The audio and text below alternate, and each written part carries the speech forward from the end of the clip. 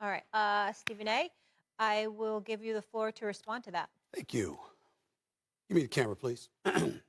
First of all, I'm not going to go off about Stephon Marbury.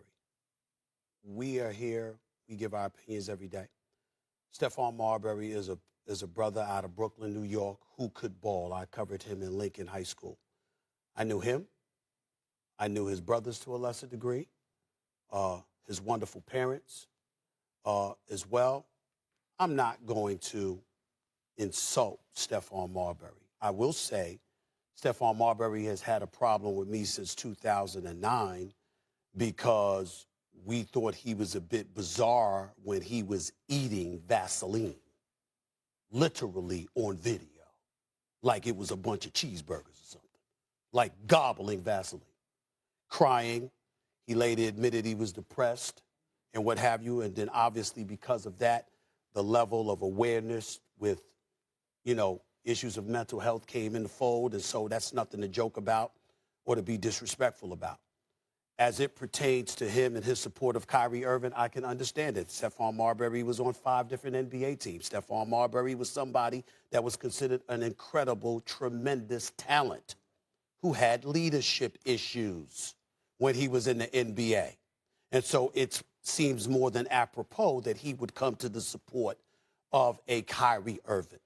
Here's my point about Kyrie Irving that I would ask Stephon Marbury and them to remember. And by the way, you don't have to bring up the fact that I balled because I couldn't shine Stephon Marbury's shoes as a basketball player. When they were talking about Felipe Lopez and all of that stuff, Stephon Marbury was the big-time player out of New York City. He was sensational. And Kyrie Irving is sensational. I don't even belong in the mention in the same breath as them. I'm a journalist, a reporter, a commentator. That's where my stuff lies. Not as a ball player. I don't even deserve to be mentioned in the same breath as y'all. But I'm a grown-ass man, and I'm a black man. And I've watched people like yourself in these positions where you can be leaders, and you elect to take a pass. And that is what I am accusing Kyrie Irving of doing. And let's go down the list. You're in Cleveland. You're playing with the great LeBron James. You can't get along with him. You decide to ask out of it. You transfer to Boston because you threatened Cleveland that you would not be willing to play if they didn't move you. You go to Boston, and what do? They go to the finals they go to the Eastern Conference Finals without you because you get hurt. You come back the next year and things are a bit discombobulated. You apologize to LeBron James, saying that you didn't realize what he was talking about at the time because there was a leadership issue.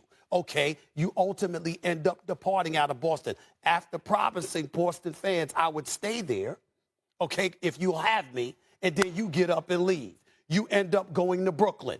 You're there the first year because KD ain't with you because he tears his Achilles. You only play 20 games. Then the next year you come and you get hurt right before the season is halted because of a pandemic. During the summertime before play was to be resumed, you're encouraging players to put themselves in a position where billions of dollars would cost them billions of dollars if they were to sit up there and not play in the bubble because the players, the NBA owners would have ripped up the CBA agreement because they were losing so much money. It would have rendered all contracts null and void, and then you would have had to start all over. You go public with that proclamation without talking to CP3 and the leadership for the NBA Players Association. You go out on your own. Then after that, you're gone for 10 months. I'm talking about Kyrie Irving, obviously. You're gone for 10 months. And in that 10-month span, once you come back, you play 7 games over a 2-week period and then say, I need a break for personal reasons. And then now here we are with the vaccine. I'm not an anti-vaxxer. I'm vaccinated, but I was nervous about it too.